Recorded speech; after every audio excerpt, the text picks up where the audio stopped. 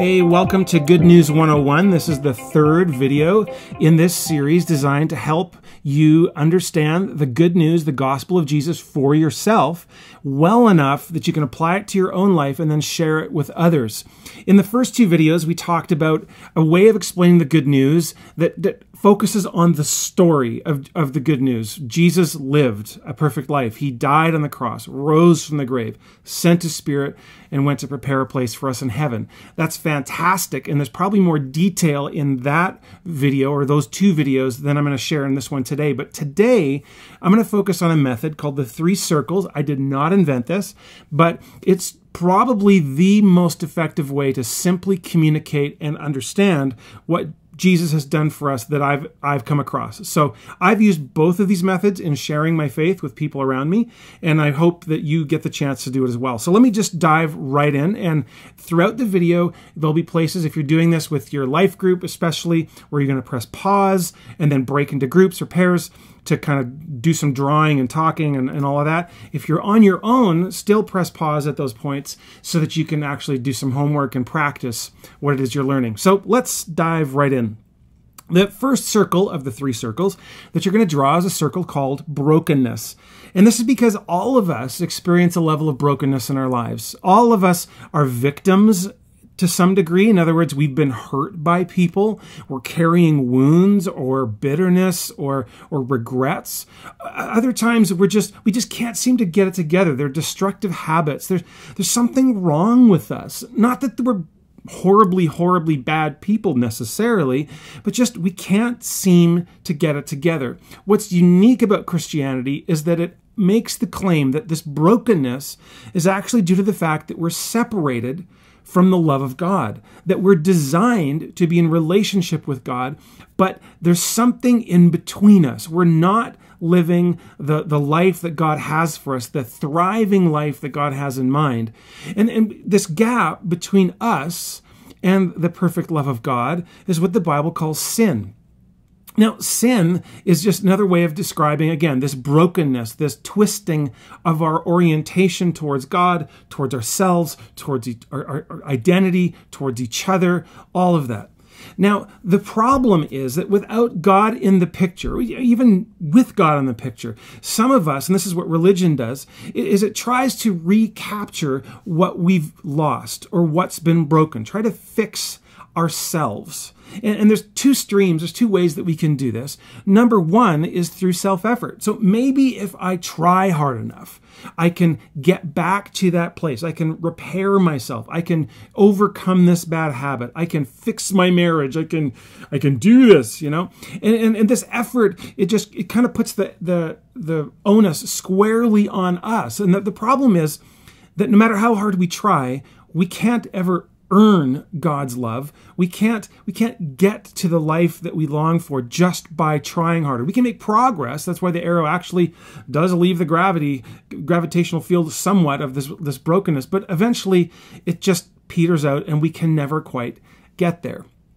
The second way that we try to repair or compensate for this gap that we sense and this brokenness that we feel is maybe we say, you know what, effort's never going to get me there. I've tried it. I've been there, done that. So I'm just going to indulge myself, right? Like if I can't fix myself, I might as well enjoy myself. And so we think maybe what I'm missing is I just need a bigger car. I need a faster, car. I need a bigger house, or I need a better looking girlfriend or boyfriend, or I need some pleasure. I need to get drunk. I need an escape. I need something to, numb the pain. Whatever it is, these are the 2 ways that we compensate for this lack of love that we feel, this lack of purpose, and the brokenness that we sense on a daily basis. And again, the problem is both of these, they don't deliver the goods. And so we find ourselves disappointed. Now, here's the good news. That's just the setup for the good news. That's in some ways the bad news, right? The great news is that God loves us so much, and God is so aware of our brokenness and our failed attempts to compensate for it through effort and indulgence. He's so aware of our sin problem and the gap between him and us that created, that he sent Jesus to do for us what we can't do for ourselves. So Jesus died on the cross, that's the first part of the diagram, to pay the price for all our failed efforts, for all of our indulgence, for all of this ways that we've screwed up our lives and tried to make a go of it ourselves and failed. He took the weight of that on himself, paid for it so that we can be completely forgiven, and that doesn't have to weigh on us anymore. It's no longer up to us. But he didn't stay dead. He rose from the grave, defeating the powers of death and hell and Satan and all the things that were keeping us broken, right? And then he sends us his Spirit. That's the puffy cloud. Or you could talk about heaven, but I think the Spirit is really important. He sent his Spirit to come live in us so that we can live connected to the love of God and have a relationship with God through Jesus. So Jesus is unique because there's no other religion in the world where God has taken the initiative to come to us. We, again, in most religions, need to make the effort to try and compensate for what we've lost, which again is a failed attempt at futility, right? So what do we have to do to experience what Jesus has done for us? Well, it's very simple, actually. It's not easy, but it's simple. And that is, we need to turn from our sin. In other words, our failed attempts through our own effort or our old indulgence, the ways that we've failed, the way that we've wrecked things or ruined our lives or made a mess of things. We need to turn from that and our own effort and trust in what Jesus has done for us instead. That's literally what it is. We need to turn from our sin and our failed attempts to fix things and trust in Jesus instead. Once we've done that, then we have access to that forgiveness, that resurrection life, and the power of his Spirit, which then frees us to both grow into God's love and to go back into this broken world that we live in, full of God's love, to try and reach more and more people. So that's the 3 circles in a nutshell. This go and grow. Now, here's something else that you need to know about this brokenness circle, because some people don't use the word broken, right? So you might be sitting down with a friend and they might be talking about anger issues. You know, they might be talking about how they keep blowing their top and they just can't seem to fix it. And you're going, oh my goodness, that fits right into the diagram, right? So this is a springboard for someone's specific brokenness, right? Maybe it's loneliness that they're struggling with. Maybe it's addiction that they're struggling with, or regret. Or again, maybe they've been wounded. Maybe they've experienced a profound loss in their life. Regardless of what it is, you can just literally imagine 1,000 different ways of using that brokenness circle as a springboard to share your faith. Okay. So what we're going to do next is we're going to take some time. You're going to pause the video in a second, and we're going to put this into practice. So your leader probably should have made sure that everybody in the room has got a sheet of paper, a pen, maybe something to write on, and then break into pairs, 3 at the most, because otherwise it'll take too long. If you have one group of 3, that's fine. And then what you're going to do is each person takes a turn to draw the 3 circles, just like I've drawn them here, okay? And you're going to draw it and you're going to explain it to each other. Now, probably the first person that goes, you're going to have trouble remembering what we just did. But remember the 3 circles. There's the brokenness circle, the love of God circle, and then there's the Jesus circle. That's right. So you're going to take time, and if you need to help each other out, if you need to refer back to something, please do that. And I'll put the slide up while you're doing this. I'll put the slide up that has the 3 circles so you can cheat if you need to. If you're on your own and you're just watching this video, pause it and draw the 3 circles on a sheet of paper and narrate it to yourself. And yes, I mean out loud, because you need to use the words, okay? So let's pause the video and we can go from there. Okay, so now we're going to shift gears with the 3 circles, and we're going to apply it in a very specific way, because the 3 circles, the great thing about this diagram is you can use it for several different things. You don't have to remember 4 or 5 different diagrams. So you can also use the 3 circles to help someone give their lives to Jesus. So just to review, here are the three circles. Here's the diagram we just drew. So let's say you're over coffee with somebody. They've been talking about their particular brokenness, and then you're thinking, oh my goodness, this is perfect. And you share this diagram with them, and you sense like they might be interested in putting their faith in Christ. Well, just like there are three circles, you can help someone become a follower of Jesus using three words that are based on these three circles. Okay, so here they are. Number one, the first word is sorry. Sorry is the most logical thing that you could say to God for the mess that you made of your life. So I'm experiencing this brokenness. I've been trying to fix it myself. I can't do it, or I've been slipping into indulgence. I made a mess of things. I broke it. I can't fix it. Sorry, right? So that's the first thing you help someone express to Jesus. I'm sorry. In other words, this is like confessing, I screwed up, I'm a sinner, right? The second word, though, we don't stay there. The second word is the most exciting one, probably, and that's the word thank you. That's, again, the most logical thing you could say to Jesus for, hello, dying for you, rising from the dead, and then sending His Spirit to come live in you. Thank you.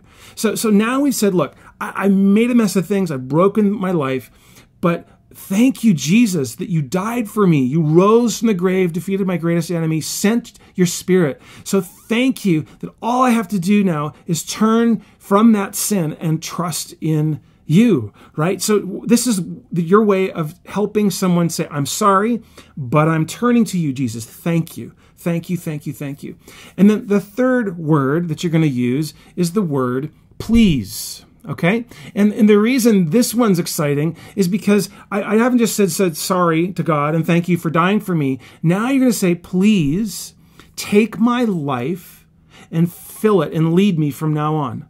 So I'm done making a mess of my life. So I'm giving my life to you. I'm sorry for breaking it. Thank you for rescuing me. So please fill my life and help me to follow you from now on. So those are the three words that you can use to build on top of the three circles. All right? So again, we're going to put this into practice. So pause the video in a second, but before you do, you might want to review the three circles. But now in your pairs or your triad or whatever, or whether you're by yourself or not, you're going to now take turns using the three circles to explain how to give your life to Christ. Okay? And we're going to use those three words: sorry, thank you, and please. Again, I'll just put the slide up here as you pause it, so just in case you need it, you can refer to it.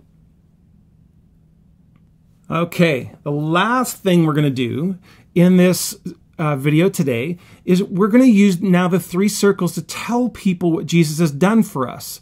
So we've used the three circles to say, here's why Jesus is necessary. Here's why you need Jesus. Here's what Jesus has done for you.